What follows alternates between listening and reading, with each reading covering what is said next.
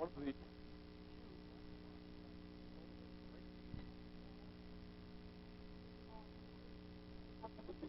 will have more like a wind. Could be 30-plus miles an hour, a little bit out of the southwest, otherwise blowing right down the south end of the stadium. And it's going to make a big difference to folks that have the wind behind them. In the first quarter, won that toss, but Hobart's going to keep it. We are set to go. He drives it high into the end zone deep and ties it open. Has it tear off the shoulder pads, and he was thinking of running it out of there, but the Pirates will start 1st and 10 at their 20-yard line, and we'll check the Merrillville offense for you. Offensive line, Kevin Smith in right tackle. Michael back after the week off and sat out last week versus Andrean. Demure and Hussey. Kevin Ernie, an outstanding tight end. Brian Hogan is the senior quarterback. Ryan Parlock, the fullback. Marino Staff, the leading rusher this week in Northwest Indiana. He starts at halfback. Owen and Prost are the wide receivers. The biggest 155-pound tailback in Northwest Indiana. He runs with a lot of authority. On 1st and 10, Merrillville gives it to Parlock. He tries the left side at 20, 25 before he's driven down at the 26-yard line. Middle linebacker Craig Florrick, the leading tackle for the Brickies made the stop. Adjusted defense for Hobart this week. Bloom and Band, we are told, will start at defensive end with Spurlock and Tripp at the tackles. Craig Florrick, the middle linebacker, with John Gary Knoll. A lot of different Brickies will be in there on defense tonight. Chris Costello, Keith Klein are the safeties. Aaron Urbanik and Steve Cooper are the corners. Right now, Spurlock's at the nose right now on a 5-5 front. And here's Marino Staff, 25, looking to sweep the right side, 30. Out of bounds, 35-yard line. Hobart defensive ends who usually start are missing tonight's game. That is Sean Gibson and Matt Carter, so you look for Merrillville to try to attack off tackle here tonight, John. And that's what it appears they're doing. You see the senior quarterback, Brian Hogan. And you look at his numbers, 40% passing this year, 3 TDs and 2 interceptions so far for Hogan. Staff again. Carries to the 44-yard line. A gain of 9. 2nd down and 1 for Merrillville. Joe Rick Wimmer indicated to me earlier today that he's very happy with his offensive line. He said, I don't know what will happen tonight. He said, we are going to run the ball. He said, that's what we've been doing. Our line is coming along. And it sure looks like right now that offensive line was very productive. Big Hobart defense. 2nd down and yard. Ernie, the tight end to the right side. Here comes Staff off the left side again. 45 midfield. Still at his feet. Lunges forward into Hobart territory. Down to the Brickies 46-yard line. So not a good start for that Hobart defense. They spotted the 47. Joe Staff accelerates when he gets the ball. He literally assaults the defense. You're right. He's an off-tackle play. He'll take the inside or out. If he turns the end down, he'll just bounce it out. Just seems to accelerate. He's into your second and into where you really realize he's got the ball. For a small back, 5'7", 155, and junior Parlock, the fullback. He's got it. He carries the 42-yard line before he's gang tackled by the Hobart defense.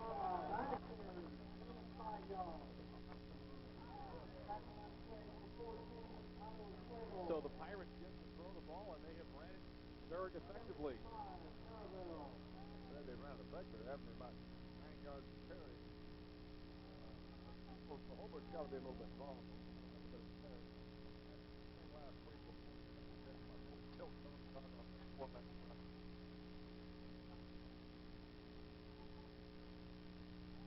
Count on 2nd. Either Staff again. Up the catch.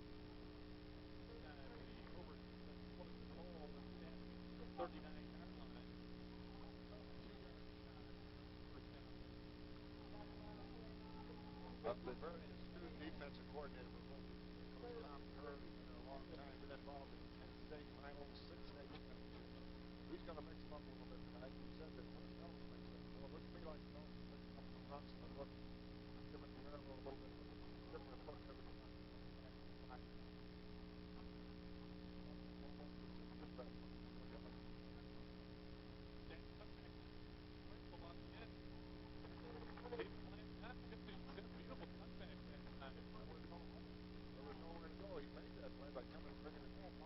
puck talking back. To the 35, so they move the chains, and it's first and 10 Pirates there.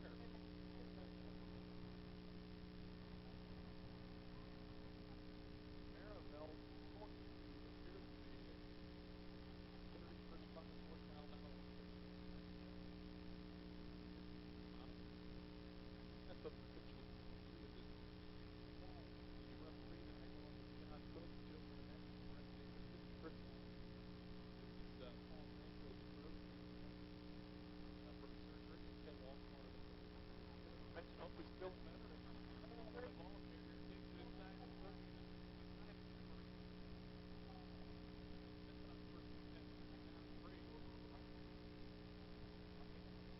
Fullback into the snap, and right before the game, the fullback.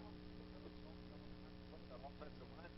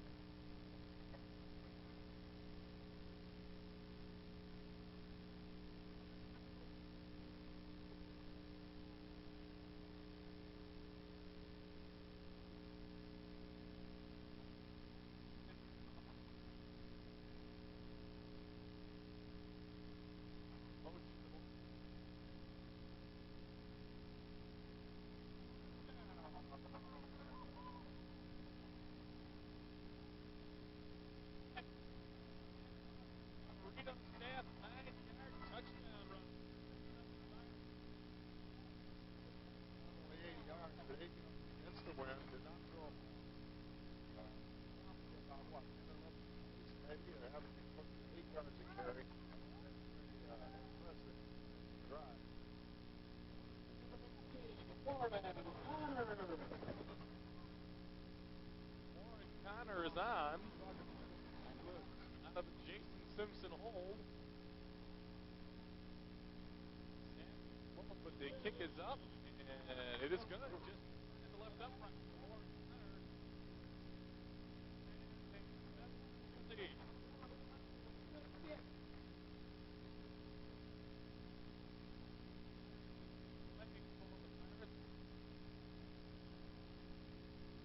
On the ground, the other 29 went to Ryan Parlock. They handled it exclusively.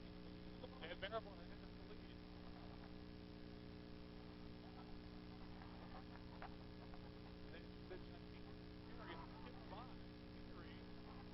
Picking up at the 5, he gets away from one tackler, but he's going to be snowed under at the 11-yard line. So, having to start there on special teams for the Brickies as well. Steve Spurlock, Division I major college prospect.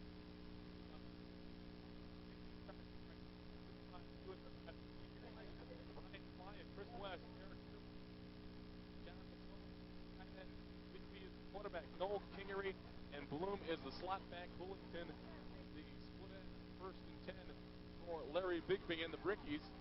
He hands to Kingery, who tries the right side and gets out to the 13, 14-yard line as we look at the Merrillville defense. Joe Hussey, Ryan Ballantyne, the ends. Jason Burke and Mike Mikesell, the tackles. Matt Steeker, the leading tackler for Merrillville, with 60 tackles so far this season. He's third in the division conference. Schwann and Mashevsky are the other linebackers. Coach Rick Wimmer's Merrillville team, who facing a second down and 7. Fumble. Ball loose at the 15, but it was right in front of the Brickies. Recovered by Doug Bloom, the freshman, brother of Jeff, who was All-State for the Pirates a year ago. And a very, very shaky start for Hobart here tonight. And the coaching staff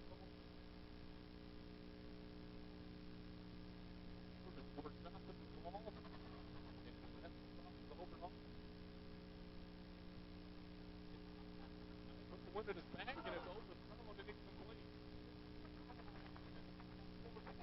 Intended for Tom Leonard. Overthrown and incomplete. It'll be a punting situation for John Latinovich. Well, Coach Rick Wimmer's biggest concern coming to this game was not whether they could move the ball. He really felt like they could move it with their offensive line, and of course with staff at tailback. But he said, you know, I'm not sure if we can stop them. I guess that's my biggest worry here on the running point. Can we stop them? Well, this first series, you know, they ran 3 plays and they got about 4 yards. So it appears the Merrillville defense is up to the challenge. Latinovich standing in his one-yard line. Able to with the wind at his back. And he'll go down there. I'll tell you what, heady play. He got deep enough to not allow them to kick it over their head. And we've seen it all too long, John. On the other hand, he can run forward about 2 or 3 times as fast as he can run backwards. So when in doubt, get back. You always come up and play the ball, but if you don't get back far enough, it kicks over your head. Then you got real problems. They were well prepared. They knew their surrenders behind the Hobart kick. Merrillville offense back out there, and the real narrow splits along the offensive line at the 44-yard line. They pitch it right side snap. Nice ball, 45. Bounces to the 47-yard line before Chris West in there on defense made the stop.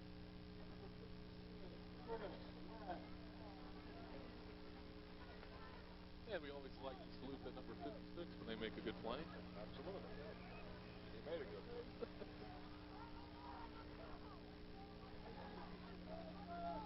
Second down and 7. Staff with 54 yards rushing already. He was 5th on the counter. Here he comes again, but this time they stay at home nicely. 88, Craig Osika, I believe. Craig Osika, a true freshman. Another freshman for Hobart playing, as Doug Bloom also plays as a freshman. Making the stop.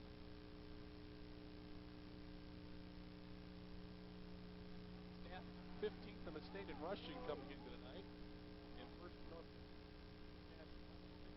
last week. They faked the counter. He closed up nicely, and he's taken down at the 48-yard line.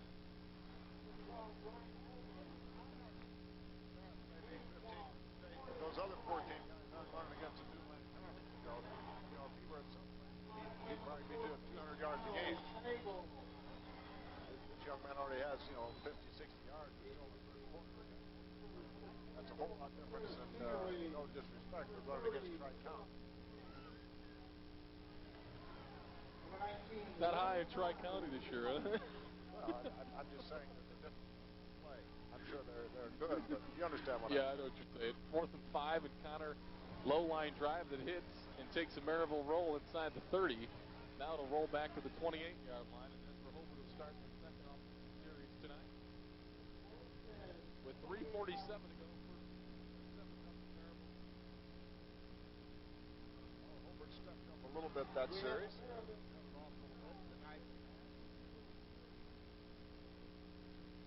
York enough, so maybe on the field and learn how to play against that Hope.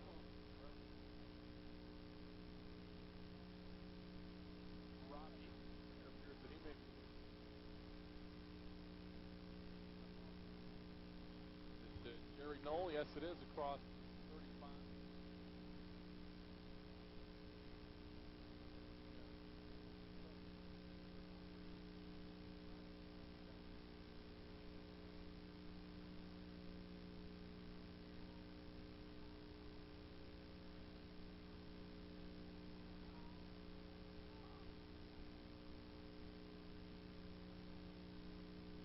Bloom comes in motion. Now they bounce it outside. Middle linebacker Merrillville makes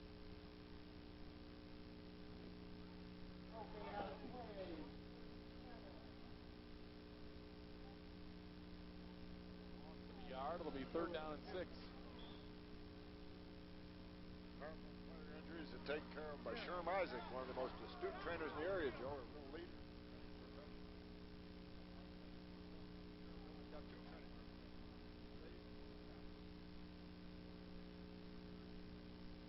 Move goes to Murphy, gets it that way. Bigby open, clean over the head of Doug.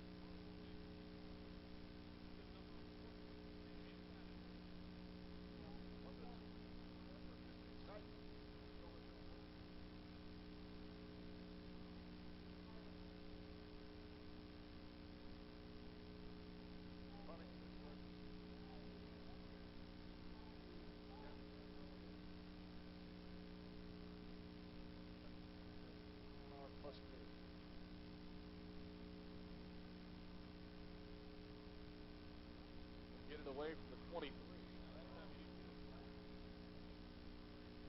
45 takes a hold of Karen's out of bounds. 41. Just under 40 yards. Most important game continuing to be covered.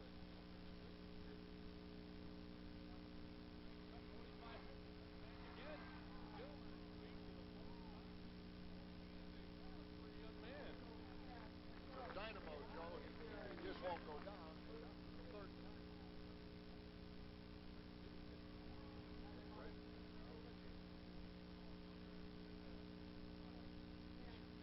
More power in those legs. He's got a big heart.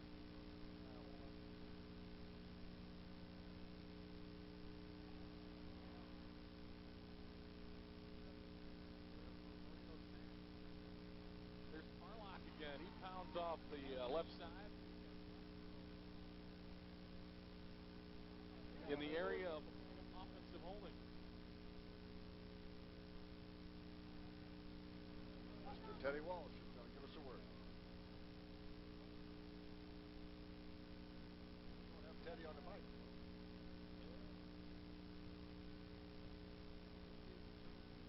Turns it on this time.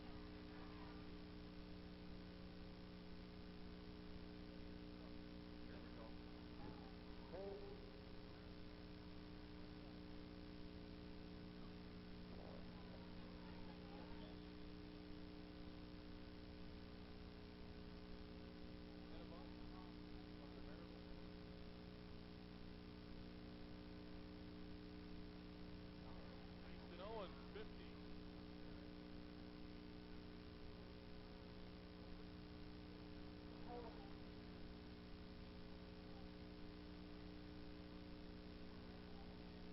Back counter.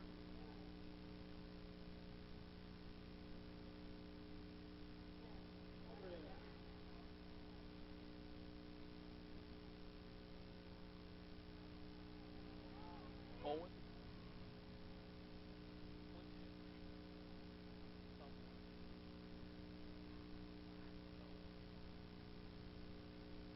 Bounces off again, 40, 35 on his way. Ricky stopped him and come out. Yes, he should have been tackled for about a 1 yard loss. Made a guy miss right on the line. I'll tell you what.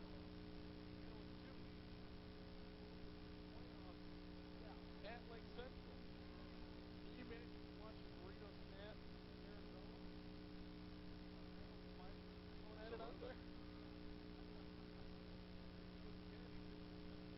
After 29, it's down to the 28.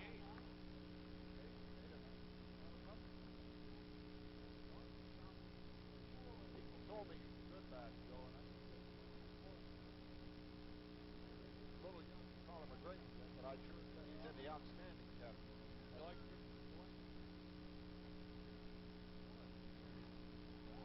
Merrillville over nothing. Pirates driving with the second quarter right after this on WYN Channel 56.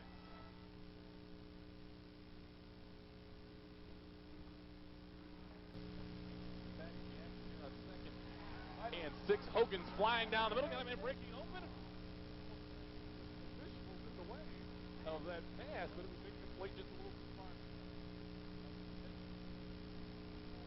Kevin Prost.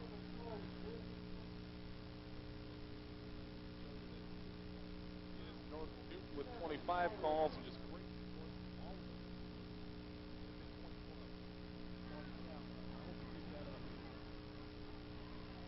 Oh, just the smaller communities that we were able to show on Channel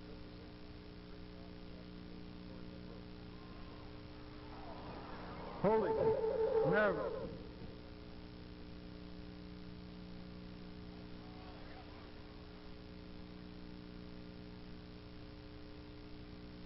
Second down.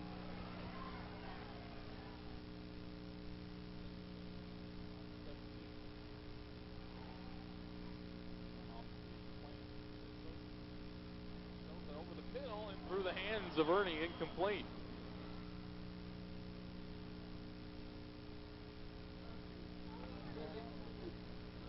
It'll be third down. Now a tricky play here. It's third down and 18. And you've got one of the best kickers in Northwest Indiana, if not the state. You try to go here to 10 yards and look for a good field goal attempt. What I saw in the pregame warm-up, you run off left tackle, put him in the middle, he can kick it. Sure. He kicked it with the ball on the 40, and that's about where it would be. Now Hogan's going to look for the first down as he rolls the left side. Has time, flies toward the end zone, overthrown, incomplete. And Tyson Owen breaking at the goal line, but just a couple yards overthrown and incomplete. And I see Simpson coming on the field. Well, Connor's also the punter. Think he set him up there for the 51-yarder? We will see. We will see. Yep. With the wind at his back? Yes, indeed. That's what it appears. He was putting down the tee, Joe. He was kicking it off the tee from midfield out of the end zone in the pregame. There's no question about the leg. He has that with that wind behind him. Wow. He'll have to play the hook a little bit because that wind will blow it a little bit to the right. This could be a 41 plus 51 yard 41 attempt. And a 10, 51-yard field goal. Simpson the hold. Clock's down to 1. They do get it off. It's going to be blocked by Knoll. No, he got it through there. It's up, and it is good. Jerry Knoll was there to make the block, but Warren Connor pumped it home from 51 yards away.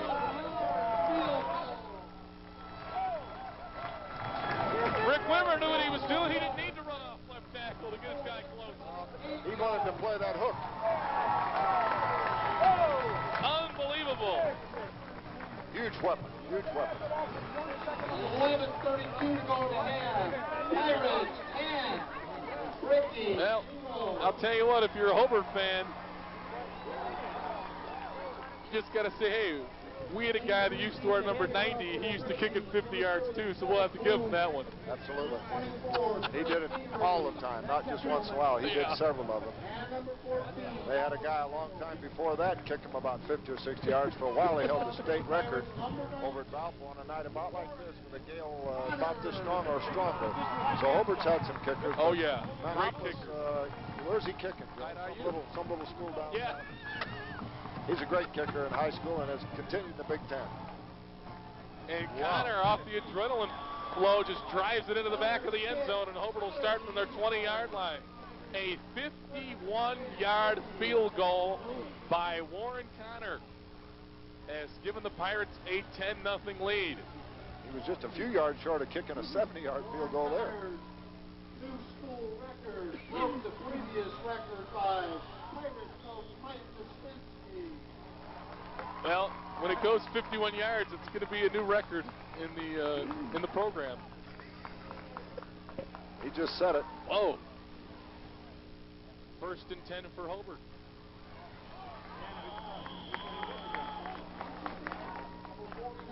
Jerry Knoll for a couple to the 22. I really thought Knoll was going to block that. He broke right through. It actually went underneath Knoll. He was right up to the kicker. Some young men, I don't know whether Knoll does it all the time, but some young men don't know how to block that kick. And you have to block it, of course, Joe, about 6 or 7 feet in front of the kicker. If you go at the kicker, you won't get it. And that may have been what happened there. The play clock was down to 1. They did get the snap off. Here's the counter to Doug Blue. And he gets a couple to the 24. It'll be third down and 6. One thing you can count on, you don't have to have any Ouija board or anything to figure out the Hobart offense. It will be the same offense that's taken them 10 times into the finals of the state and dome and the 6 titles. They'll run the trap. They're going to run up some power. Occasionally they'll sweep, but they love to counter. Don Howell's offensive line by this time of the year are good blockers. They got that guy blotting out the sun at right tackle, 76. Off play action, Bigby's got a man open again. It's Knoll, 35, has the catch, 40. Drags a tackler to the 42-yard line. Well executed. Counter action. Little boot action play, wide open. Big gain for Hobart. Knoll on the catch for a first down and to the 42-yard line. 20-yard gain on the pass. 20 yards on the catch for Knoll. 10:05 in the clock running here first half. 10-0 Merrillville as the Brickies come to the line of scrimmage with John Bullington going wide left. Split backfield and Bloom in the slot to the right side. Knoll takes it left side, 45, has a nice hole, 50 in Merrillville territory down the far sideline, and the last man got him down at the 34-yard line. He got him just by the toe or by the foot, Joe. He's almost gone. A nice, impressive run. Knoll has some speed of his own. He's a good size back. Chris Mashevsky made a touchdown saving tackle at the Merrillville 34-yard line. First and 10, Hobart. 27-yard gain for Knoll. 200 pounds, and he got outside and showed some good speed.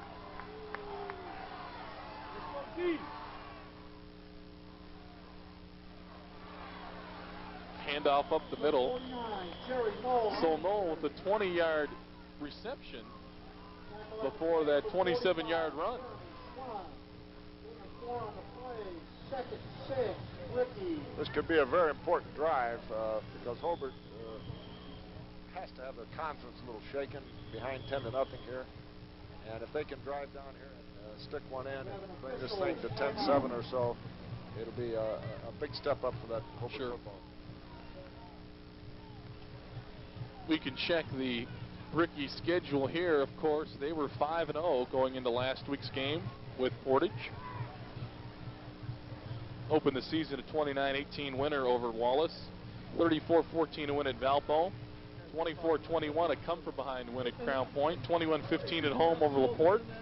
55-13 at home over Chesterton. And last week's debacle at home. On the flip side, Merrillville 32-14 win over Crown Point. And we'll get back to their schedule here right after this play. On a second down, 6 call for Larry Bigby. Hit quick pitch to the right side. Kingery hits the hole 35, and he's taken down there nicely at the 33-yard line. Matt Seeker, middle linebacker there again. Put it on him. He hit him with authority. And the Pirates won in week 2 at Chesterton 35-7. Lost to Portage at Portage 28-0. Before defeating Rogers 34-0, 38-21 over Valpo in the 27-7 win last week, where Rick Wimmer thought that they dropped a couple touchdown passes in that first half and could have won by much more. Bigby going to roll the left side now, slips down at the 36-yard line. Oh, things are going bad. When the quarterback's rolling out wide open, going to throw the pass, and he slips down, it'll be 4th down and 12. Certainly open. He could have kept on running for the first down. Just a slip. And it's 4th down and 12. Pirate Field looks to be in good shape. He just slipped on those cleats out there in the middle of that field where all the wear and tear is. But all things considered, all the different levels they play, this field looks like it's in good shape. Brickies will use a timeout with 7:35 to go first half. It's Merrillville 10, Hobart nothing on WYIN Channel 56. A 4th down and 12 call coming for the Brickies. And Latinovich is on, standing at midfield to punt the ball. Now Montel Pace is retreating. But Mike Krutz out there, the defensive line coach, he's telling his team not to buy this punt. Well, Latinovich might boot it in the end zone anyway, but against that wind, Merrillville's going to keep all 11 within 5 yards of the line of scrimmage. I'll be very surprised if Hobart doesn't punt it, 4th and 11. That's not a Don Howell type play at this point in the game. Latinovich angles it inside the 10, and a beautiful boot. It'll go out at the 5.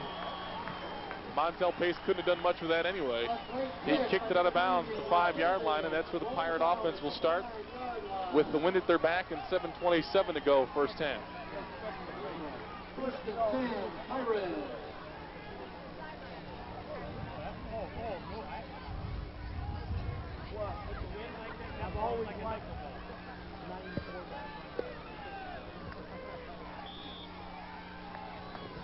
Marino Staff, 12 carries for 94 yards here in the first half. He has been the story for the Merrillville offense. And he gets the call. Hits the 5, gets to the 10, to the 11-yard line. Now it's Parlock who got the call, as they will switch those two backs. Parlock is the starting fullback, but if they give Staff a break, he'll go back to the halfback spot. And he took the ball that time for a gain of 5.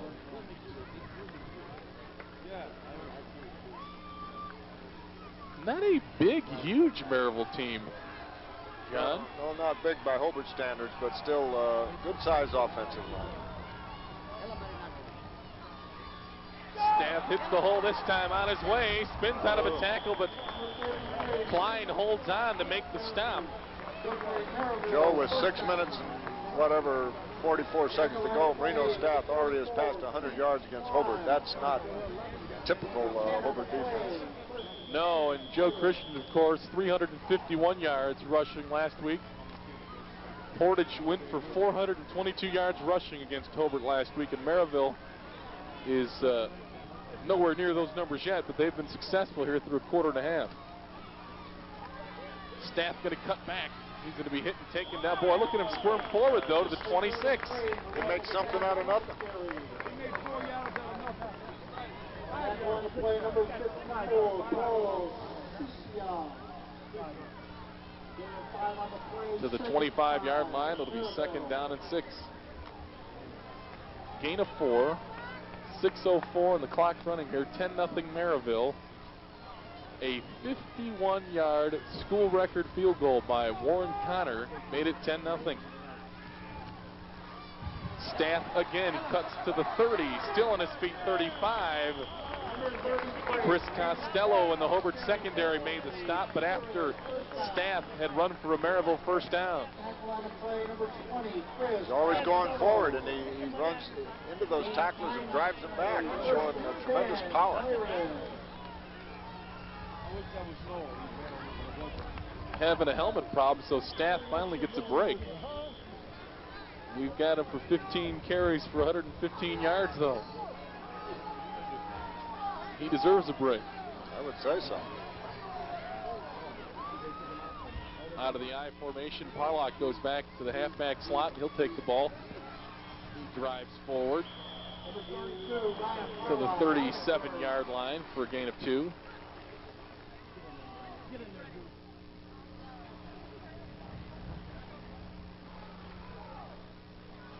Tackle on the play, number 78, Shannon Murdoch. Gain of 2 on the play, 2nd, 8, Pirates. Beautiful Demery Stadium, and you'll have a chance to talk to the former Merrillville coach, Dick Demery. His grandson, a freshman on the Merrillville football team this year, and was kicking off last week. Parlock again to the 41, as Warren Connor missed the ball game last week, and number 15, Craig Demery, the freshman, kicked the ball pretty well last week, we're told as well. Coach Dick Demery is a legend over here in this community, still lives in the community. He's a member of the Indiana Football Hall of Fame. He's the original coach here at Merrillville. Started the program somewhere in, we'll have to ask him, in the late 40s, maybe around 50, 49 or 50. Had a tremendous record here. Staff, 50. Staff cuts beautifully at the 50. Gets to the 41-yard line. Marino staff with a great move at midfield. And he takes it for a Pirate first down to the Hobart 41. That guy's on fire, Joe. He's not just running the ball. He's on a mission. He's running up through there and lifting those legs up and veering, and he doesn't lose a step as he changed direction. Came into tonight with 922 yards rushing this season for the junior. He's about 1050 now. He passed the 1,000-yard mark easily. Cuts back again, 40. Now gang tackle as Costello straightened him up at the 35-yard line. Staff 5'7", 155 junior, averaging 6.7 yards a carry coming into tonight with 11 touchdowns. He's added his 12th TD of the season here in the first quarter. He hasn't hurt that average any either. No. He had 51 yards in that first drive.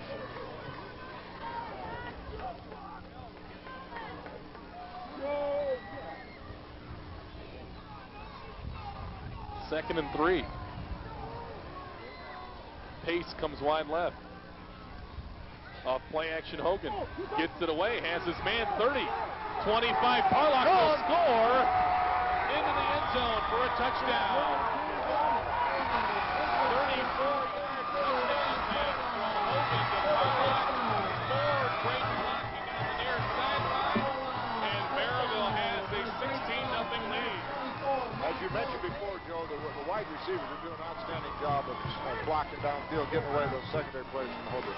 And that one could be a backbreaker for the Hobart Brickies. You can see that Merrillville offense, with the success of the running game, they've been itching to try to go play action and hit a pass, and they hit it that time. They're playing with confidence. Connor is on.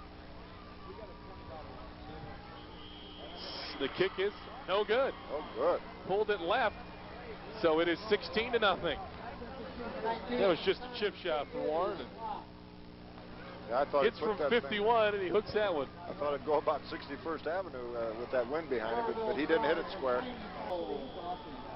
Hobart's got to be a little bit shaken at this time, Joe, and somehow they've got to mount something here in 3 minutes and see if they can get back in it. Big boot goes through the end zone. They'll have 80 yards to go and 3 minutes and 2 seconds to do it. First and 10, Hobart from the 20. Just got to get a feeling that the Brickies need to put a few good plays together here and get some momentum and get that confidence back.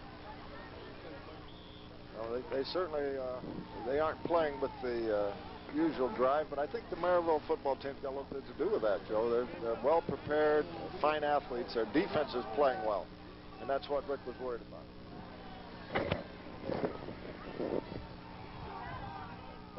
Bigby going to throw deep. Has a man breaking. It's going to be picked off. Picked off by Bolden at midfield to the 40. 35. Bolden returns to the 28-yard line. Third interception on the season for Tom Bolden. Well, that ball hung up a little bit, throwing up into that wind, and also got some nice blocking on that run back and that return. Well, I'll tell you, Merrillville's knocking on the door, and if we thought that was a backbreaker throw, this will be an absolute killer if they're able to stick some in. He's already in range. We've already got our field goal range right now. 2:50 to go, first half.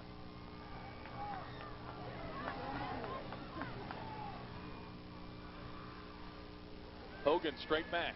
Gonna loft the left side, got a man breaking wide open, but overthrew him. Klein was on the coverage.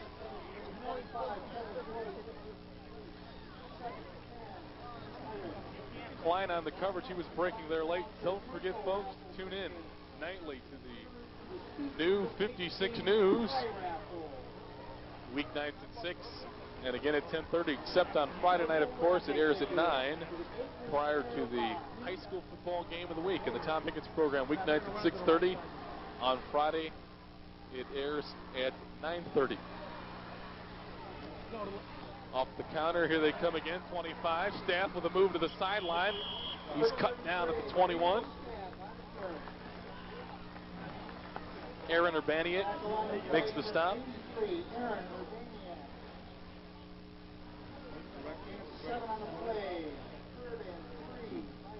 Brian Hogan's a young man that really started to come last year in the postseason. Had an outstanding postseason in Merrillville's 2 victories over Wallace and Crown Point.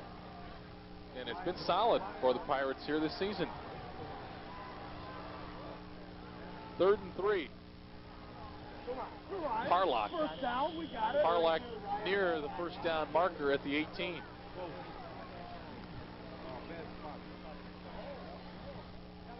Craig Forrick on the stop. 4th and a half a yard, and the Pirates will use the timeout, I believe. Timeout Merrillville, 1:35 to go first half. All Merrillville to this point, 16-0 Pirates on Channel 56. 4th and less than a yard for the Merrillville Pirates, who lead 16-0. Ball is spotted at the Hobart 19, and the Pirates will go here. Wide receivers to each side on 4th and a yard. Hogan trying to draw him off. Now he pitches left side snap. He's got the opening. 15 cuts outside, hit at the 11 and taken out of bounds at the 9. It'll be 1st and goal Merrillville at the 9-yard line.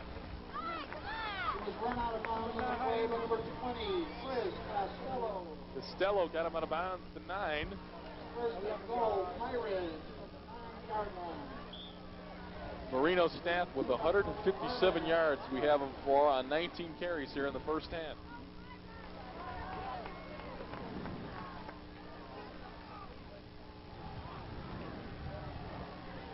Parlock, the fullback. Here comes Staff again, left side 10, 5, touchdown. Marino Staff takes it in from 9 yards away. 1:22 to go, first half. It's 22-0 Merrillville. Well, they just put a stake in their heart, Gil. It's an awful big lead for a Marville team that's playing with confidence, improved defense, they're swarming the ball. And it looks like they've got answers for everything that Hobart is offering tonight.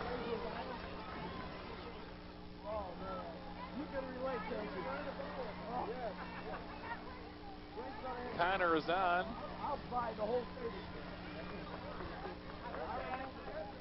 Snap is good. Kick is up. And the kick is good. 1:22 to go, first half. 23-0 Merrillville.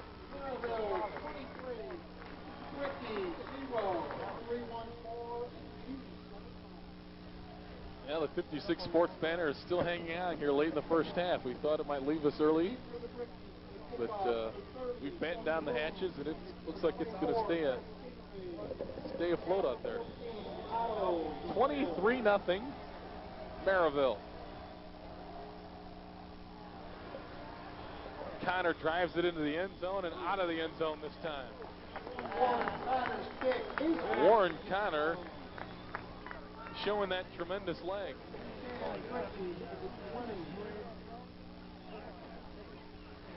So the Brickies come out and have it on the 20-yard line. We return to our familiar spot.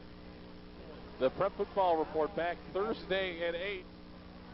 And back-to-back specials this week. And our 90-minute special on October 20th. So stay tuned to the Prep Football Report. 1st and 10 for the Brickies as Bloom goes in motion to the far side. It's Knoll straight up the middle. Just a yard or two to the 22-yard line, and the Pirate coaching staff signaling to call timeout.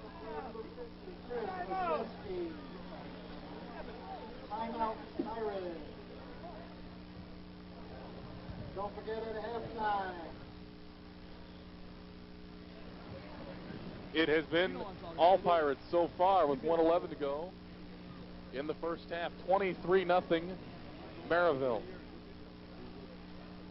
Joe, I noticed Janice Kolitsa in this outstanding athletic department over here has a Mustang car being raffled off up here in the north end zone for benefit of the athletic program.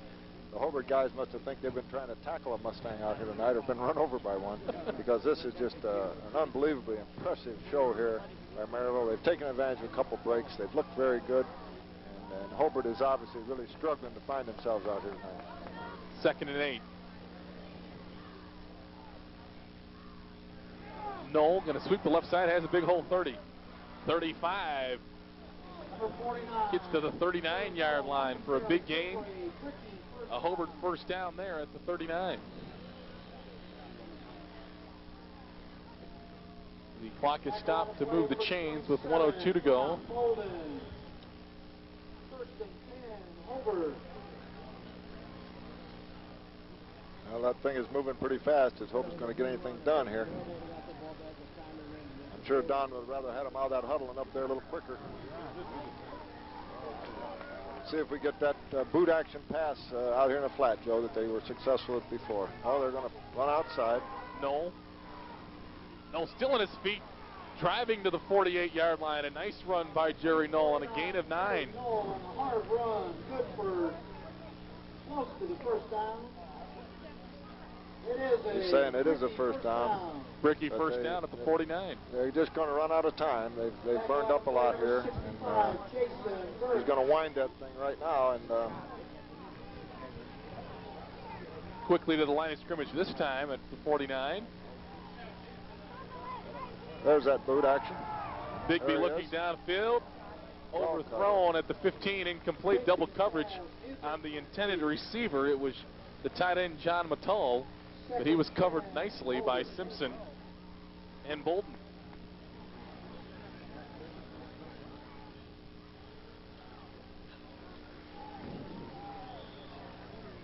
Tom Bolden has been a nice surprise for the Pirates this year. He's played very well back there. In fact, he is taking some playing time away from some guys who had started in the secondary the last couple years. Well, that secondary looks like they're pretty active. They've got good speed. They get back and staying in their zones and playing well against the Hobart pass. Off play action on 2nd and 10. Bigby flies over the middle. It's got his man. Doug Bloom taken down at the 41 near another Hobart first down. Doug Bloom, good play. If it is a Bricky first down, it'll again stop the clock to move the chains. Tackle on the play, but number 44. They're going to have to be up there and ready to go because he's going to wind it as soon as the chains are set. So they're going to have I think they used one of their timeouts. Looks like maybe there's a timeout. 10 seconds left, first half, and the Brickies use the timeout. They're on the Merrillville 41-yard line. Marino's staff has 2 9-yard touchdown runs. Hogan to Parlock on a 16-yard touchdown pass, and Warren Connor kicked a school record 51-yard field goal here in the first half as Bigby is going to run out of time on this play. Now he's going to try to get out of bounds. And let's see, he did get out of bounds. They'll have another play. 1.9 seconds left on the clock, and Bigby got to the 30-yard line. So another Hobart first down, it appears, right there at the 30.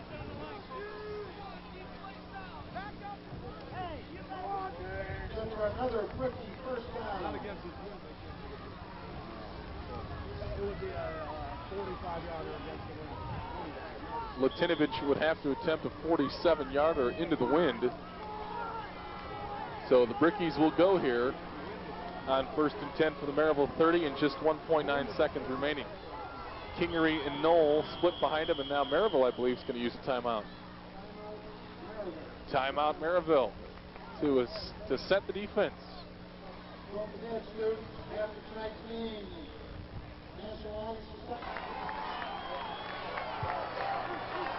First and 10 Hobart, 1.9 seconds.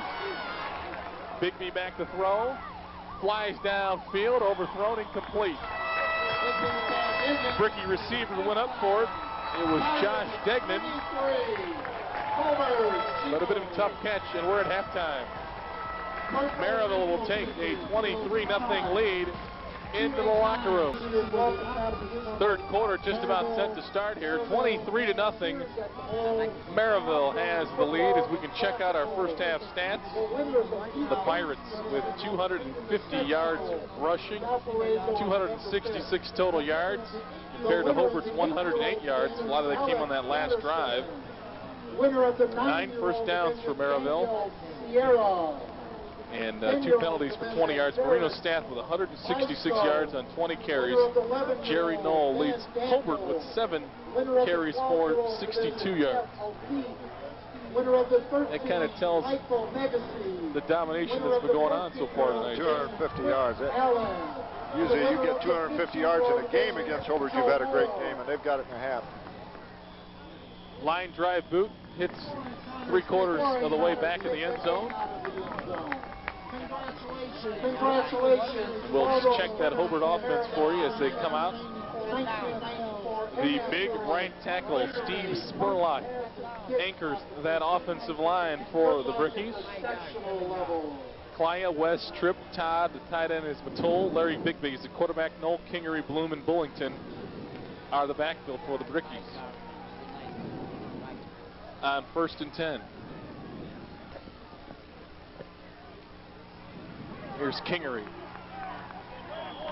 Dives over the 20 to the 22-yard line. They'll give him the 23 for a gain of 3 as we look at the Merrillville defense. Hussey, Meixel, Berth, and Valentine. Mashevsky, Seeker, Schwant, Harlock, Bolden, who had an interception in the first half. Pace and Simpson are the secondary.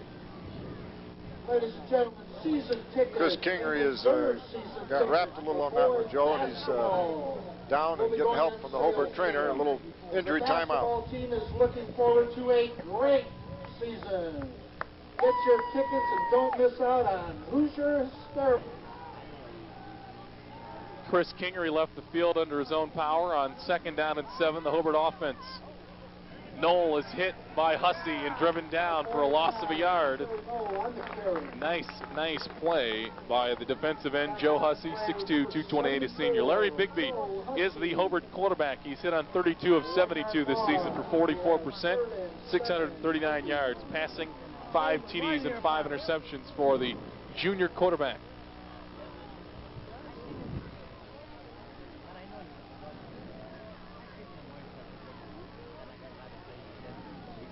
Third down and 7.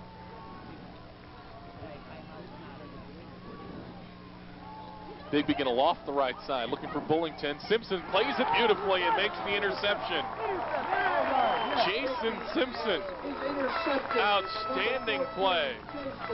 And he has the second Merrillville turnover, and the Pirates have it back on the Hobart 49-yard line.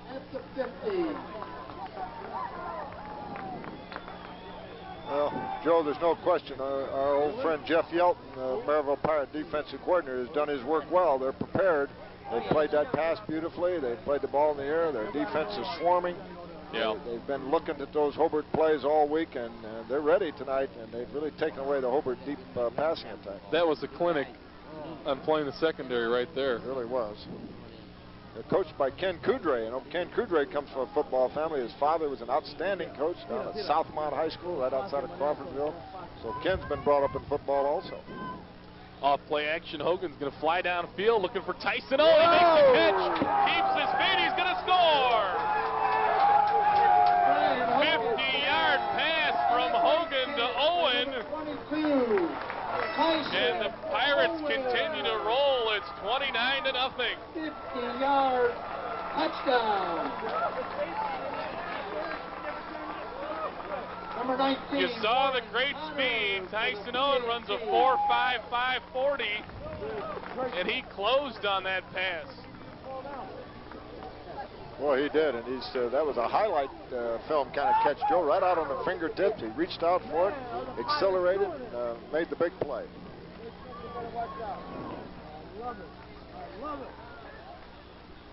Snap is good. Kick is up. Kick is good. Jason Simpson's hold. Warren Connors kick. 10:29 to go in the third quarter.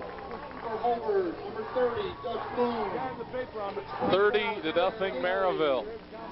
As Brian Hogan is connected from 50 yards away with Tyson Owen to up the ante. Kicking off for Pirates, number 19, Warren Connor.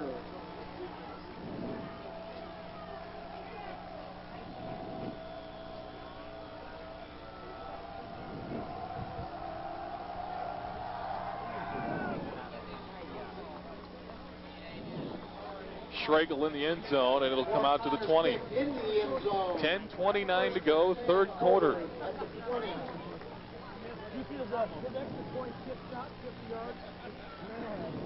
Well, what can you say? 43-7 last week, 30 2-0 at this point, what we thought would be a close game. But you're right, Merrillville's been looking for a big performance.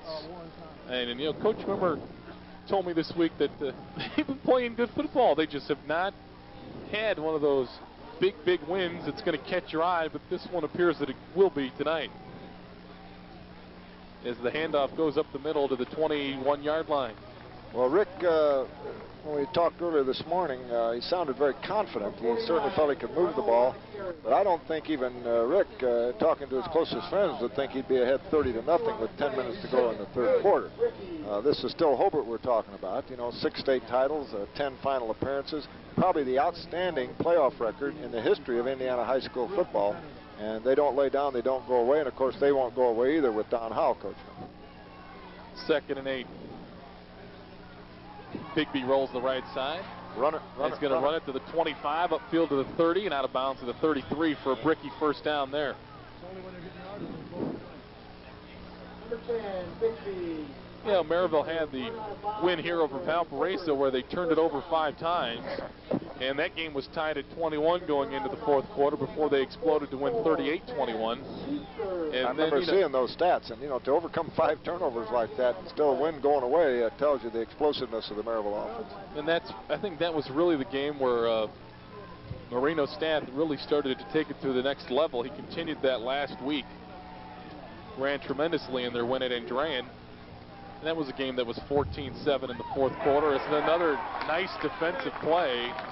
Jason Burke, 65, gets through there to wrap up Doug Bloom for a loss of 2.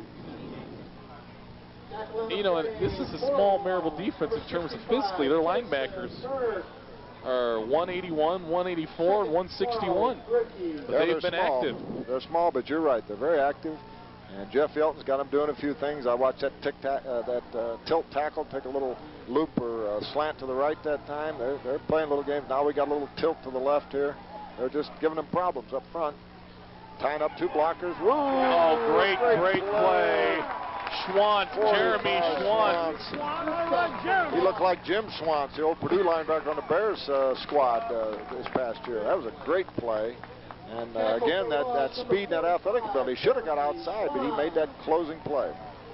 Jeremy Schwantz on the diving effort for a huge loss.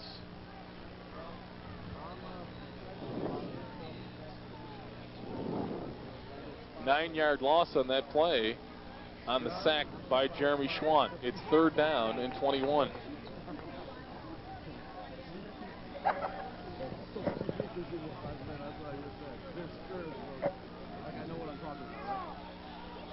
The draw to Kingery, 25. Squares his shoulders and has it opening 40, 45, 50. Chris Kingery showing the great speed, and Bolden finally brings him down at the Merrillville 22-yard line. So a huge run for Chris Kingery deep into Merrillville territory to the 32. Well, that was impressive, and that was good leg speed and good agility. He looked like he had on Stath's jersey there for a minute, Joe. It just really looked impressive. Chris Kingery, the junior running back, missed, I believe, 4 weeks of the season with an injury and came back in the Chesterton win 2 weeks ago. He's going to fake on the play action. They throw over the middle. They got a man. 21-yard line near another Hobart first down as Jerry Knoll on the catch from Bigby. All of a sudden, behind 30-0, Hobart started to look like Hobart, Joe. Nice big run, a little boot action, fake it to Kingery and swing it out here and get it to Knoll. A nice pinpoint pass between 2 Merrillville defenders. And Hobart is driving, if nothing else, for some respectability. It's almost too much to think they can make up this deficit, but they're sure starting to gain a little momentum here. Well, I think the constant when you talk about Hobart has not only been tough, stingy defense, but a great offense. And here in the last 2 weeks, after pumping out 55 points against Chesterton, the offense as well as the defense has struggled, and they have not put a consistent drive together and take time off the clock and keeping their defense off the field. The defense has been on the field a lot the last 2 weeks. They have, and Joe, that was a good observation you made about a constant. And Don Howell's development as a head football coach, and by the way, there are many who think that when they add up all the records, this guy will be the #1 coach in what we would call modern times. Of course, we can't compare him back to our honored guest at halftime, Dick Demery, and some of those fellows, and Pete Rosinski. But you look at Don Howell's record here over the last 25 or so years, pretty impressive. Bigby has a problem. He's got to get it away. He's going to be hit and go down. Yes, he does. Back at the 21-yard line. He's taken down. A host of Pirates were there, along with Jason Burt. I saw Donnie change a little bit in those late 60s, Joe, when he started a string of state titles and state final. Of course, he went down there 4 or 5 times before he won it, I think. Yeah. But what happened is Don, who was always a power-running coach, a trapping coach, he put the passing game into the Bricky offense, and that's what made them tough. They are now a balanced offense. They really, it seems, if I recall correctly, they kind of went away from the straight on, we're going to knock you off the ball, to the misdirection offense. Exactly what they did. And it's what you see right at the little wing tee, a little motion, misdirection, and some passing. And here we go. Bigby going to roll the right side. Looking, flies into the end zone. Incomplete. A lot of traffic. There are 2 receivers in the area. Knoll was there as well as Matul, and it was incomplete. Well, that big sack really took a chunk out of their momentum here, and they're really backed up with 4th and 15 now. But that's exactly right. Misdirection, a lot of trap blocking. Of course, Don Howell's offensive lines will always be one of, if not the best coached offensive line in Northwest Indiana, because Don Howell coaches him. He doesn't let anybody else fool with him. And, you know, you look at Don today, he looks like he could line up out there and play. He's a powerful guy. He knows how to teach offensive line play. They block with the shoulder and the helmet just like they always have. 4th and 15 for the Bricks.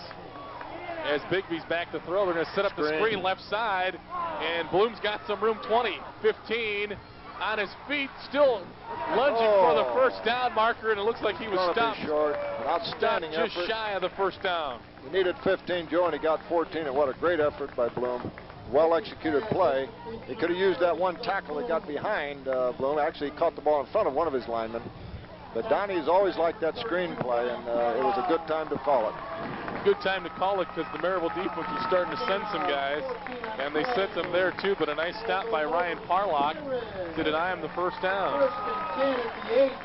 Well, it would have made it interesting if Hobart could have knocked that one in there, and we could have got a little bit of pride and accomplishment on the Bricky side in this case, but they just fell a yard short. 1st and 10 for the Merrillville offense, which has been hitting on all 8 of them tonight. Boy, they have. They may have 12 cylinders in that engine. Here is Staff again. And Marino Staff at 155, carrying tacklers to the 17. The Hobart defense will be in trouble because Stats had a rest, Joe. You know, the offense has been on the field for Hobart a while, and the defense is playing, and now the Merrillville offense is back out there ready to go with a lot of time left.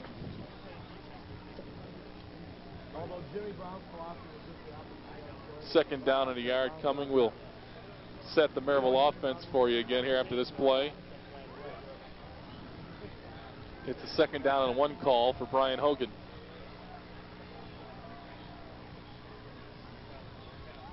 Out of the I formation. Here comes Staff again, 25-30. He's got the near sideline. Midfield, about 7 Brickies in pursuit, but he's going to go all the way. They'll never catch him. Marino Staff takes this one 83 yards for the score. Well, we didn't get a chance to show you that Merrillville offense. He just took it 83 yards for a touchdown.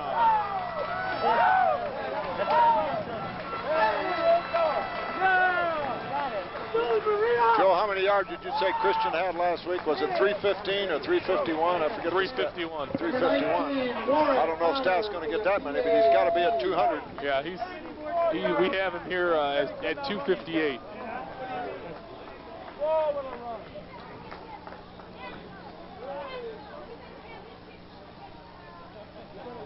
$258 yards unofficially for Staff as Connor pumps it through, and it is 36-0. Number 14, Jason Simpson, hole. Number 19, Warren Connor. Marino Staff has been the story here tonight. He was 15th in the state in rushing coming into tonight's game, and I would dare to guess that he will move up No. after tonight's game. As that one goes through the back of the end zone again, and the Bricky offense will come back on the field at the 20-yard line. No strikes out here, folks, as Knoll runs to the 26. Number 49, Jerry Knoll. No labor negotiations. No strikes. On the play, number 45, These guys play every week. Swan. Gain of 5 on the play, 2nd and 5, Bricky. Well, this is a great showcase for high school football here tonight, Joe. This outstanding facility and two good teams. Hobart getting thrashed a little bit tonight, but there's no question it's a good, solid Hobart football team. You know, Joe, we're talking about Donnie Howell and his 6th state championship. Rick Wimmer's got a state title. Yes, he does. Down at Zionsville, about 3A, 2A or 3A, I believe it was. 1987, Rick won the IHSA state champ. Look out. Kingery has an opening 40. He's going to dash to the far side. Simpson has the angle, and he'll get him down at the 28-yard line. Well, that Hobart offensive line is starting to move some people out of there. They are. Not a whole lot of quitting, Hobart. There's just a shaken confidence. And Chris Kingery has the speed, as he showed you on 2 long runs. Normally, if this were a tight ball game, this is what we expect out of Hobart, Joe. You know, they play you tight a while, and they beat up on you, and then about the end of the 3rd and start of the 4th quarter, they start popping those big ones because they just stay at you. They're so strong. Don's got that outstanding strength program over there, but in this case, it's going to be too little and way too late. Knoll behind good blocking inside the 25 to the 23. Second gain of 7. Now give him 6. It'll be 2nd down and 4. They spotted at the 24-yard line.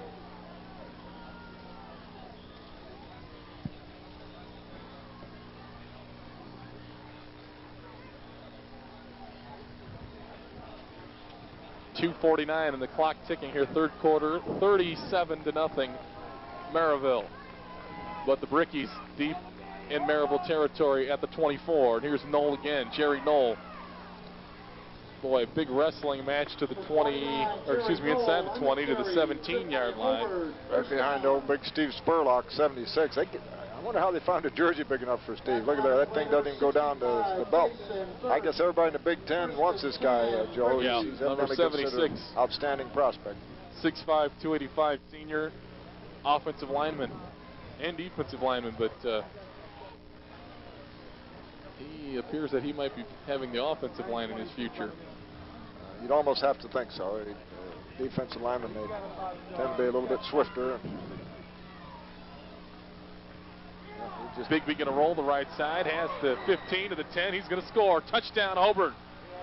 And as we mentioned, Steve Spurlock, he just absolutely pancaked a Pirate defender, Joe, and that play went right outside the right tackle, and some Merrillville kid about 100 pounds less ended up on his back. Larry Bigby takes it in on the rollout from 16 yards away, and it's Merrillville 37 and Hobart 6. A little bit of a pride touchdown there. Latinovich is on. Number 90, John Latinovich for the PAT.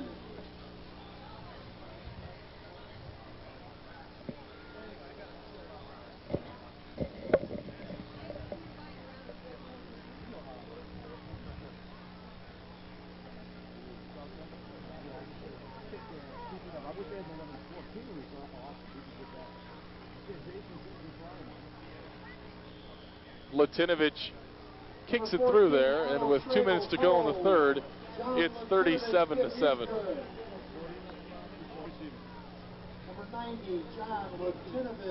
Next Friday night, we'll be down on Route 2 when the Lowell Red Devils will host the Rensselaer Bombers. Our final regular season game. As the kick hits at the 11, somebody's got to field that, folks. It's taken late and driven down, and Latinovich down there to help out on the tackle. Staff that's the first time they've all gotten a shot at Marino all night. It looked like he wasn't sure if he was going to pick that one up or not. You can't well, he had to. They don't blow that one dead. Yeah. Let's set that Merrillville offense for you again. Kevin Smith is the right tackle. Mikesel, Eaton, Chris Demure, and Joe Hussey. and Kevin Ernie, the tight end. Brian Hogan's the quarterback. Parlock and Staff are his backfield. Owen and Prost are the wideouts who have blocked very well tonight for 33 Marino Staff. Joe, you took the words right out of my mouth. I was just going to say, as you mentioned that offensive line here, Smith and Hussey at tackle, Mikesell and Demure, and then of course Rob Eaton really have blocked very well because you know, they're blocking a tough Hobart defense that has shut down a lot of people. Now, this is not a small offensive line as we look at them. Those tackles in the 230 class, but it's certainly not an overpowering giant group, but well coached. They're coming off that ball, and I can see how Rick Wimmer had confidence in his offensive line. He said he felt like he could move the ball. 2nd and 9.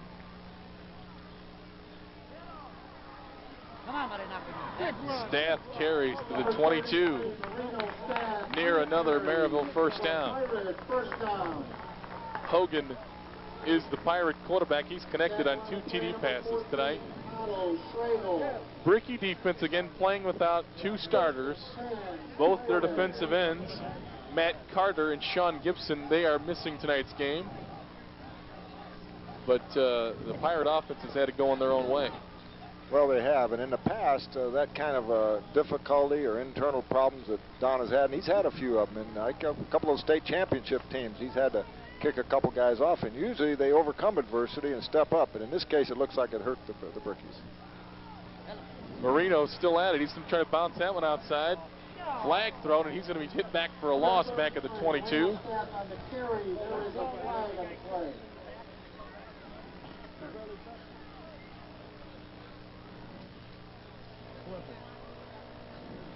Teddy Walsh says a clip.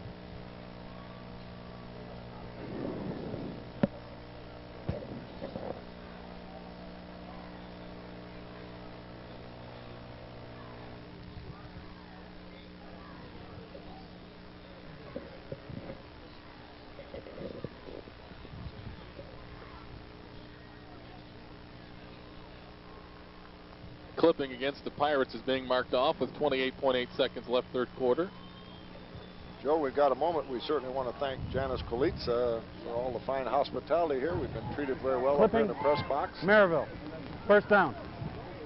Of course, our old buddy Jerry Hicks, the athletic director of Hobart's a fine-looking young man, Joe, but I'd have to say Janice Kolitza's got to be the best-looking athletic director in Lake County.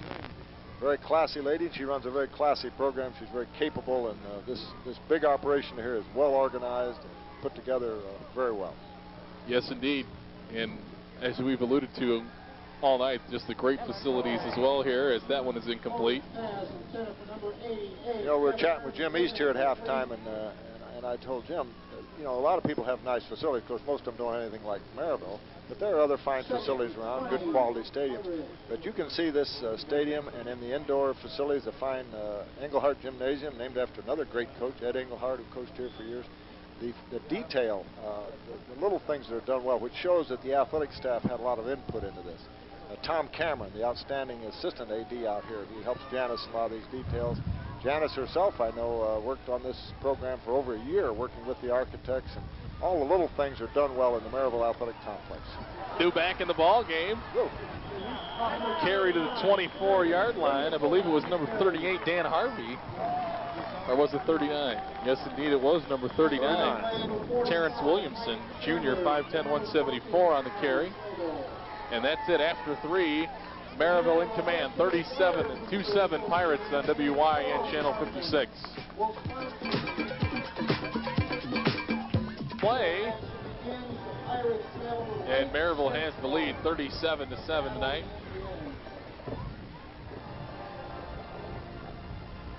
Third down and 7 for the Pirates as they are back into the face of that wind. Off play action, Hogan flies. Oh, almost a diving catch. Almost a diving catch by Williamson, but it's incomplete. Well, we're getting a little look at some of the backups at Merrillville here, Joe, and they're kind of impressive. Yeah, I want to see my guy. I haven't seen him yet. I think it's Nigel Walton. And I was talking to Rick Wimmer earlier this week, and Nigel wears number 28. And that's a pretty popular number around Merrillville. That doesn't seem like a number that somebody should be wearing, because Jamel Williams wore it and played great football for 4 years.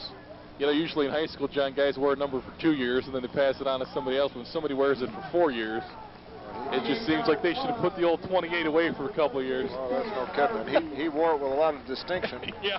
I guess he's out there at Nebraska now, isn't Sure. he, Joe? And he's playing on the special teams back as well. Well, they made him a defensive I guess back, somebody said. in their system they have him as a, what they call like a speed linebacker, I guess, John. You know, where he's you know, a defensive back, but they play him as a linebacker. Well, in their he's even system. playing out there, I guarantee you he's a player, because they. Well, he's traveling with the team, and I know that he's. Coach Wimmer saw him in the first game. He saw him on the kickoff team, and Schmel's doing well. Well, of course, a former Lake Central star is playing on the defense out there as a backup defensive Yeah, end. you're right. Jared Tomich. Jared Tomich, 240 or 50 pounds, quick as a cat. He's starting to play after a redshirt year and a freshman redshirt year. He must be about a third-year player out there. Completion to the Merrillville 46. It'll be 2nd down and 3. For 7 yards. 2nd and 3. Brickies.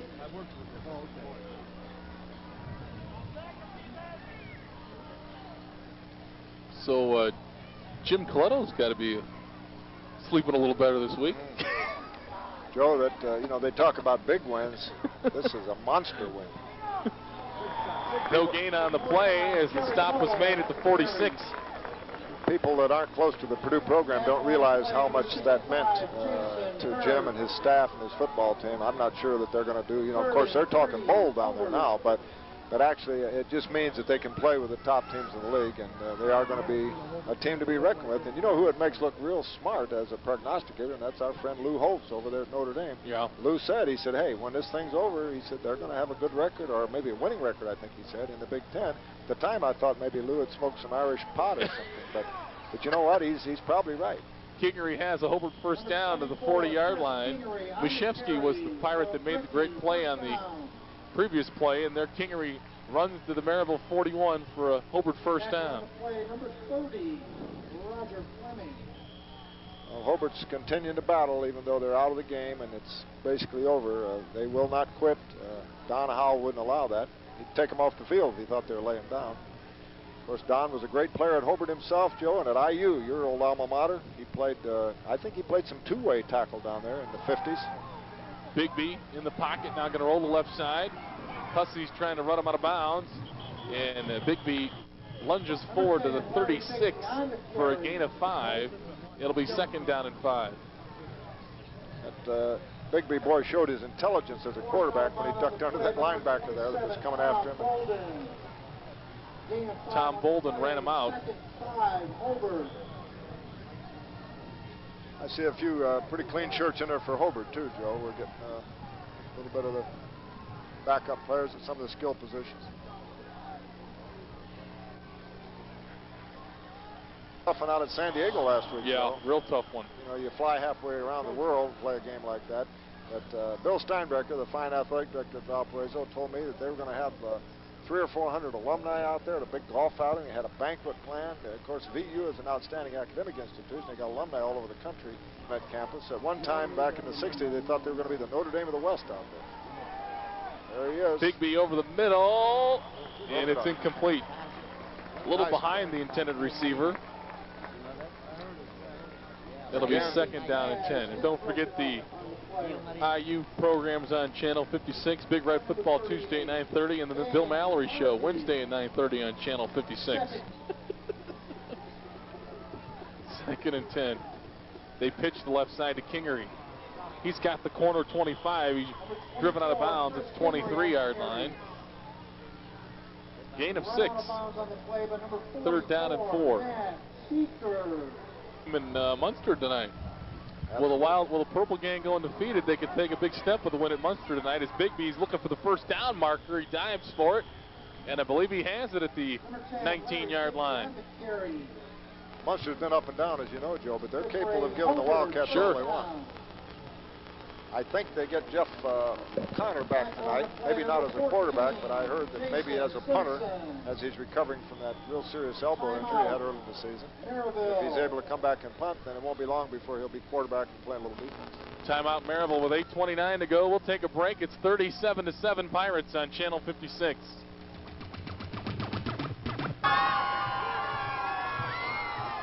First and 10 bricks from the Merrillville 18. Bigby back to throw. They pop the middle, got a man, touchdown. No, he dropped it in the corner of the end zone. In his hands. Jerry Knoll had the ball, but he couldn't hold it in the corner of the end zone, incomplete. Second and 10, and that's what the Hobart coaching staff was telling us was going on last week, that Bigby maybe threw 1 or 2 poor passes out of the first 11. He was 0 for 11 because the guys were dropping them.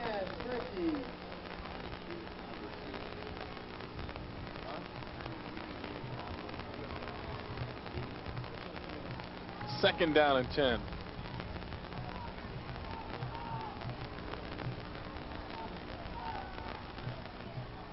Bigby gonna roll the left side, flies to the corner, and Bullington zagged when Bigby thought he was gonna zig, and it was incomplete.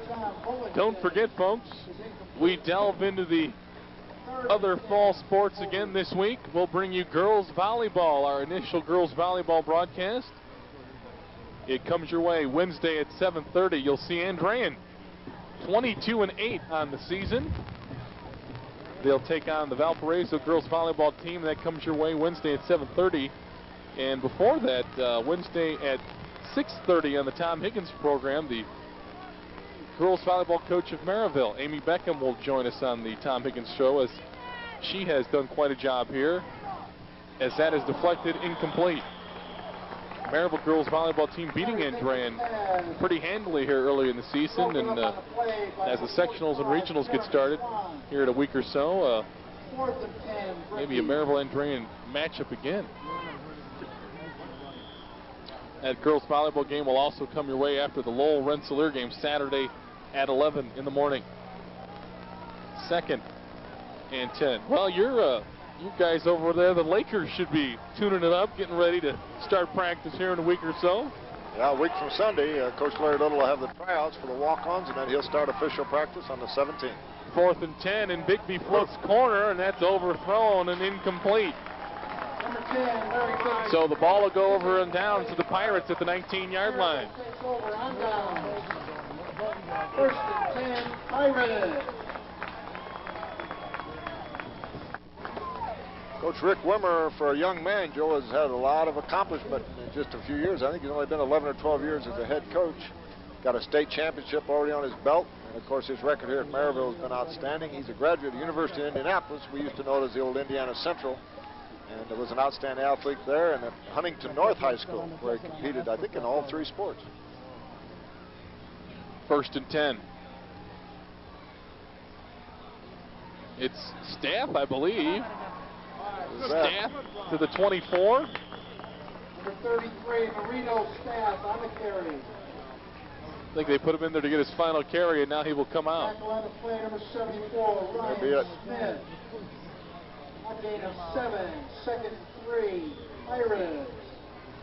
Have Joe Giordano, the sophomore backup quarterback, getting limbered up here on the near sideline, as some of the second stringers are getting in the ball game for Merrillville. Yeah, the fullback and the I-back are number 2s. I think that's Ryan Valentine, who's over the ball at center. Is this Williamson again? Williamson to the 32-yard line, has a Merrillville first down. Rick Wimmer keeps on developing in this program. It's going to kind of lead like Notre Dame, Joe. You know, the guy gets hurt, and you're almost afraid because the number 2 guy may be better than the guy that got hurt. I believe the offensive line coach here has done an outstanding job with this Merrillville offensive line. Parlak. Ooh, Parlak carrying tacklers to the 46-yard line.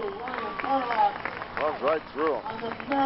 You know, Hobart has a lot of guys going 2 ways, and I say that as I see Shannon Murdoch making the stop.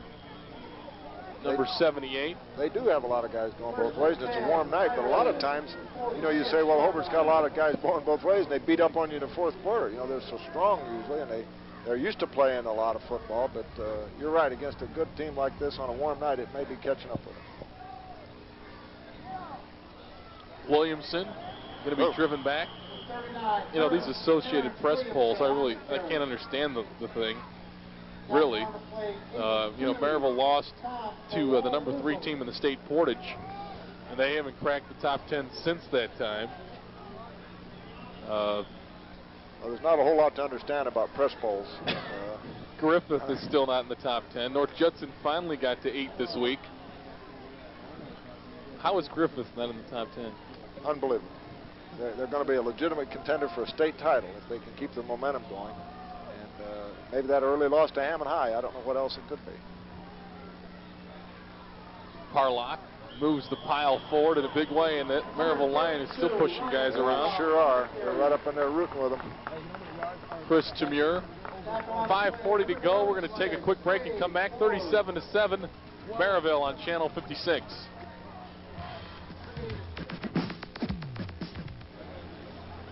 Third down and 3 for Merrillville from the 47.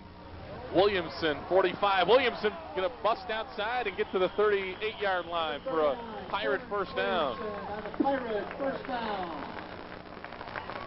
Tackle on the play, number 22, Steve Buford. Joe, Merrillville's had pretty good success against the Brickies lately. Of course, last year the Brickies got them. But what, they've won 2 of the last 3 and will tonight make, what, 3 of the last 4 or something like that? Yep. That's pretty impressive. You know, I wonder if Rick Wimmer even called the IHSAA or asked Janice Puglisi Tuesday about the draw. I'm sure he probably made his arrangements to go to Lake Central probably even before Tuesday. Well, somebody in the press asked Rick, and he said, I don't want to comment about it. So that should tell us something. Parlock moves the pile to the 34. I like Coach Elmer Britton's theory. He says that there are magnets in the draw that seem to draw Lake Central and Merrillville together. I loved it. The scary thing is Elmer may believe that, Joe. Well, there has to be something. I like the magnet theory. The magnet theory. Well, I'll tell you one thing. With that football team he's got, I think that Lake Central bunch, and they were in the Dome last year, and they haven't played real hard in some games, but I've got a feeling when it comes playoff time, they're going to turn it up a notch or two because they know how to get there. Williamson stumbles, struggling for yardage, gang tackled by the Brickies. Otto Schregel there, along with Brian Klaya.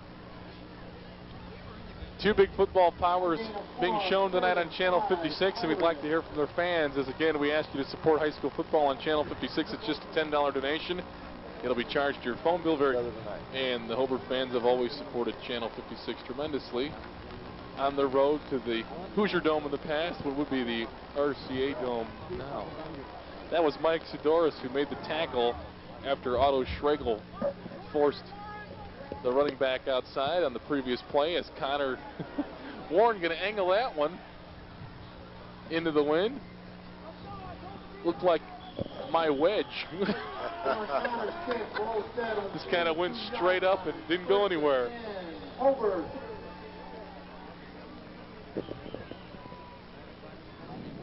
First and 10 for Hobart. Big B going to run it up the middle to the 20, 25. And he is taken down at the 27-yard line by Mark Heilich, number 40, a 5'10", 155 senior. Tackle on the play, number 40, Mark Heilich. Second down and 4. 6, second 4, Brickies. Merrillville basketball team should be ranked in the top 10 in the state when the season begins. A couple legitimate Division I prospects in T.J. Lux and Brett Fedak, as there's the pitch downfield to the 46. Doug Bloom on the catch at the 46 for a Bricky first down. Number 30, Doug Bloom for the Bricky first down. Now they spotted at the 45. Tackle on the play, number 38. Coach East was telling me he could not see any way they were going to win their more than 2 out of their first 6 games. Yeah. That gleam in Jim's eye gives him away, though, Joe. He knows that he's got some players. And, you know, Jim East's a great coach, even whether he has players or not. But you give him some talent, you better look out. I think they'll be a legitimate contender now for the next couple of years. Oh, just a shade overthrown down the far sideline. A flag comes in from the secondary. It's going to be defensive holding coming against Merrillville. Exactly. As Bullington might have been held up down the far side. He had a penalty, too. He was holding him back. He got deep. Saw a former Andrean 59er here in front of us, and Ball State fullback Chris Kalisa. Chris Kalisa, outstanding football player at Andrea. Brother of the athletic director, I believe. Cousin. Cousin of the, excuse me. In the same family. Good to see Chris. He joined us on the Pro Football Report earlier this year. And Hobart fans, I believe we're going to line up John Palyak for Thursday night in our prep football flashback. John, part of a state championship team. Unbelievable. Big B with time. Now he's going to roll around, try to get outside, and he's going to take off and run to the 40, 35, and out of bounds 32-yard line. Gain of 8. Second down and 2, 1:02 to go in the game. That's Brian Schieffer, not Schlepper. Been a long week. They do a good job back there. Coach Coudre's got them playing, and they settle back in there and play that ball. And, what, 3 or 4 interceptions tonight, Joe? Yeah. Bolden, Simpson, and now Schieffer. And Joe Giordano, the sophomore cornerback, is coming in with 56.2 to go.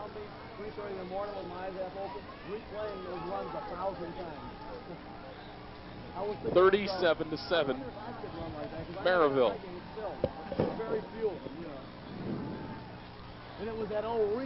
We have Marino staff. John Guthrie, our statistician, has him unofficially with 22, 3, 4, 5, 26 carries for 237 yards.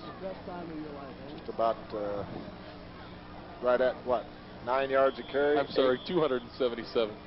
277. How many carries? 26. 10 yards plus. Well, that 80-some yards helped that one. First and 10.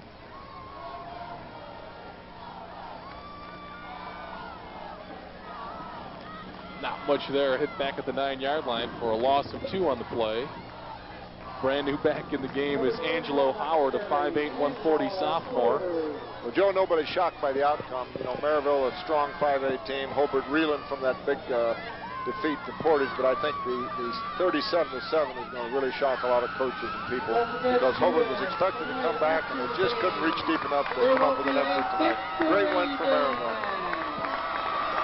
And Rick Wimmer getting the Gatorade bath on the near sideline, and he's loving it. Final score, Merrillville 37, Hobart 7.